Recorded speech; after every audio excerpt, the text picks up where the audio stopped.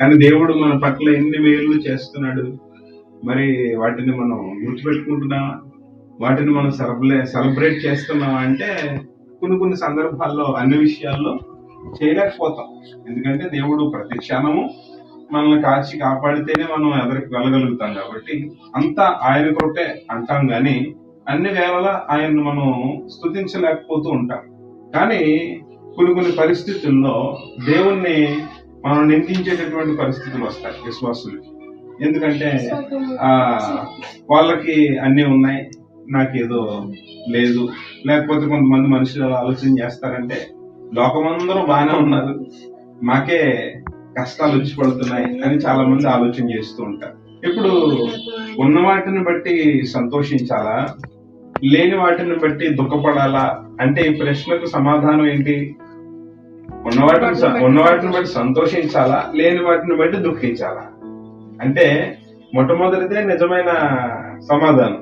ఉన్న వాటిని బట్టి సంతోషించాలి. దేవుడు ఇచ్చిన వాటిని అన్నిటినీ మనం పక్కన పెట్టేసి ఏదో ఒకటి లేదని దాని గురించి మనం చింతపడట కంటే మనం చెల్లెము చదివినట్లుగా అక్కడ వాక్యం ఏమని చెప్తుందంటే అపోస్తలుడైనటువంటి పౌలు చెప్తాడు, మీరు యేసుక్రీస్తు ప్రభువునందు అన్ని విషయాల్లో అంటాడు, మళ్ళీ ఎల్లప్పుడూ అంటాడు కదా. అన్ని విషయాలలోనూ ఎల్లప్పుడూ మనము దేవుని స్తుతించుట ఏమిటి మీకు మంచిది అంటున్నాడా, లేకపోతే అది దేవుని చిత్తము అంటున్నాడా? దేవుని చిత్తము అంటున్నాడు. మన పట్ల దేవుని చిత్తం ఏమిటంటే మనం కలిగి ఉన్న వాటిని అన్నిటిని బట్టి మనం దేవుని స్తుతించడం ఆయన చిత్తం. చాలా సార్లు నేను దేవుని చిత్తాన్ని చేస్తున్నానండి అంటాం. మరి అన్ని విషయాల్లో దేవుని స్తుతిస్తున్నావా అంటే స్తుతించలేకపోయామంటే మనం దేవుని చిత్తాన్ని ఇంకా చేయనట్లే కదా.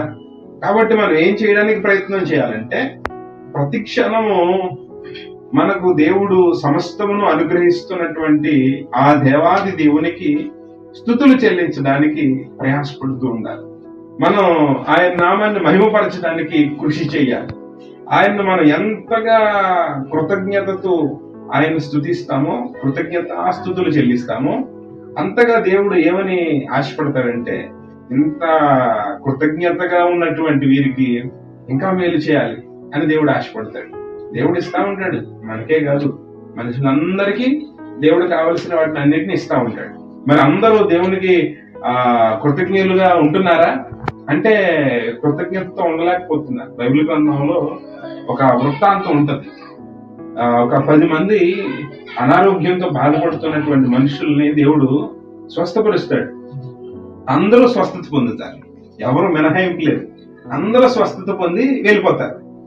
ఒకే ఒక్కడు తిరిగి వస్తాడు, వచ్చి ప్రభువుని కొనియాడుతాడు, స్తుతి ఇస్తాడు, ఆనందంతో ఆయన కృతజ్ఞతాస్తుతులు చెల్లిస్తాడు. అంటే మిగిలిన 90 ఏమైపోయారు? కృతజ్ఞత లేకుండానే ఉన్నారు కదా. వారిని బట్టి ప్రభువుకి సంతోషమా? స్వస్థపరచడం అంటే అందరినీ ప్రభువు స్వస్థపరిచాడు, కానీ అందరిలో ఆయనకు కృతజ్ఞత కనపడలేదు. ఒక్కరిలోనే కృతజ్ఞత కనపడింది. ఈ రోజున ఈ వెడ్డింగ్ యానివర్సరీ జరుపుకుంటున్నటువంటి మిమ్మల్ని బట్టి సేవకునిగా నేను ఎంతగానో సంతోషిస్తున్నాను. ఎందుకంటే మీరు దేవుని జ్ఞాపకం చేసుకున్నారు. ఈ సంతోషమైన సమయంలో చాలా రకాలుగా ఆనందించే అవకాశాలు లోకంలో ఉంటాయి. అలా బీచ్కి వెళ్దామను, లేకపోతే ఏ షాపింగ్ మాల్కో తిరిగి వద్దామను, లేకపోతే ఏ బజార్కో వెళ్దామను, ఇలాగున వెడ్డింగ్ యానివర్సరీ రోజు ప్లాన్ చేసుకునేటటువంటి దంపతులు చాలా మంది ఉంటారు. పార్టీలకు వెళ్ళాలని, లేకపోతే ఆ నైట్ రైడ్ కి వెళ్ళాలని, ఇలా దూరంగా ప్రయాణం చేయాలని, లేకపోతే మీరు అన్నట్టు ఏదైనా రెస్టారెంట్ కి వెళ్ళి అక్కడ భోజనం చేయాలని, ఇలాగన చాలా రకాలైనటువంటి పద్ధతులు లోకంలో ఉంటాయి.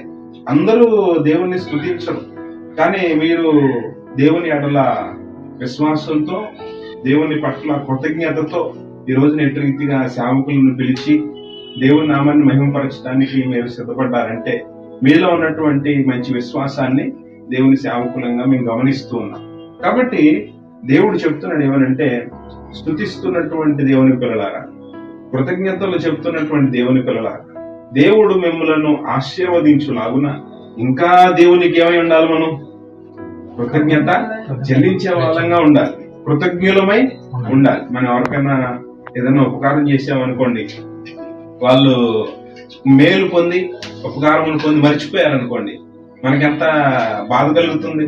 మనం ఎంతో మేలు చేశాం, కనీసం వాళ్ళు దాన్ని గుర్తు కూడా పెట్టుకోలేదు, మళ్ళా మన వైపు కనీసం తిరిగి కూడా చూడడం లేదు, మాట్లాడడం లేదు అని మనం చాలా సార్లు బాధపడినటువంటి సందర్భాలు ఉంటాయి. అయ్యో ఎవరికి మనం ఆ సహాయం చేసినా ప్రేమ లేనిదే చేయలేం కదా, ప్రేమతోనే ఎవరికైనా సహాయం చేయగలం. మరి చాలా మంది మనుషులు ఎలా ఉంటారంటే మనకు కూడా ఎదురవుతారు, మర్చిపోయే వారు చాలా మంది ఉంటారు. కానీ కొంతమంది జ్ఞాపకం పెట్టుకుంటారు. ఇప్పుడు ఆ దేవుని సేవలో మేము ఉన్నాం, దేవుని మీద ఆధారపడి మేము బ్రతుకుతూ ఉన్నప్పుడు మాకు మీలాంటి వాళ్ళు మాకు ఎంతో సహాయం చేస్తూ ఉంటారు. మీరు సహాయం చేసిన తర్వాత మా అవసరత తీరిపోయిందిలే, ఆ సందర్భం దాటిపోయిందిలే అనే దాన్ని మర్చిపోం. మేము ఏం చేస్తాం, మీకోసం ప్రతిరోజు మా ప్రార్థనలో మీకోసం దేవుని దగ్గర విజ్ఞాపన చేస్తూ ఉంటాం, దేవునికి మొరపెడుతూ ఉంటాం. ప్రభువా, మంచి విశ్వాసం కలిగిన బిడ్డలను మాకు ఇచ్చారు, వారిని ఇంకా విశ్వాసంలో బలపరచండి. ఇప్పుడు ఈ స్థాయిలో ఉండగా ఈ విధంగా మేలు చేసేవారిగా వారు ఉన్నారంటే ఇంకా గొప్పగా నువ్వు హెచ్చిస్తే ఇంకా అనేక మందికి వాళ్ళు ఉపకారం చేయగలుగుతారు. అటువంటి సామర్థ్యాలు మంచి వాళ్ళకు మీరు ఇవ్వండి అని దేవుని పాదాలు చెంత దేవునికి మొరపెట్టడం తప్పించి మేము చేయగలిగింది ఏమీ లేదు కదా. అందుకని దేవుని సన్నిధిలో మీరు ఎప్పుడు క్షేమంగా ఉండాలని, ఇలాగన సంతోషంగా అనేక సందర్భాల్లో ఆనందంతో ప్రభుని కొనియాడాలని, ఆయన నామానికి మహిమ కలుగు చేయాలని మీకోసం నిత్యము ప్రార్థన చేస్తూ ఉంటాం. ఈ సమయాన్న మా ప్రార్థన ఫలితమే ఇక్కడ కనబడుతుంది.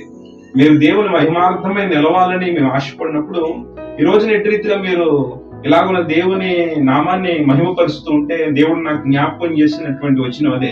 మొదటి తెస్సలోనీయులకు రాసిన పత్రికలో 5వ అధ్యాయం 18వ వచనంలో ఏమంటున్నాడు ప్రభు? చదువుమా. ప్రతి విషయమునందు కృతజ్ఞతాస్తుతులు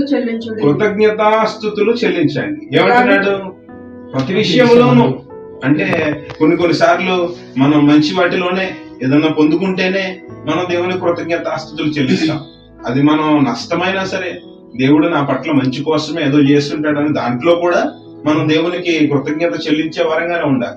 ప్రతి విషయంలోనూ మీరు దేవునికి కృతజ్ఞతాస్తుతులు చెల్లించండి. తర్వాత ఇలాగు చేయుట యేసుక్రీస్తునందు మీ విషయంలో దేవుని చిత్తము. మీ విషయంలో దేవుని చిత్తం. ఎవరితో మాట్లాడుతున్నాడు దేవుడు? మీతోనే మాట్లాడుతున్నాడు ఈ రోజైతే. మీ విషయంలో యేసుక్రీస్తు ప్రభునందు మీరు ఎలాగు చేయుట దేవుని చిత్తం. కాబట్టి ఈ రోజు దేవుని చిత్తాన్ని మీరు నెరవేర్చారు.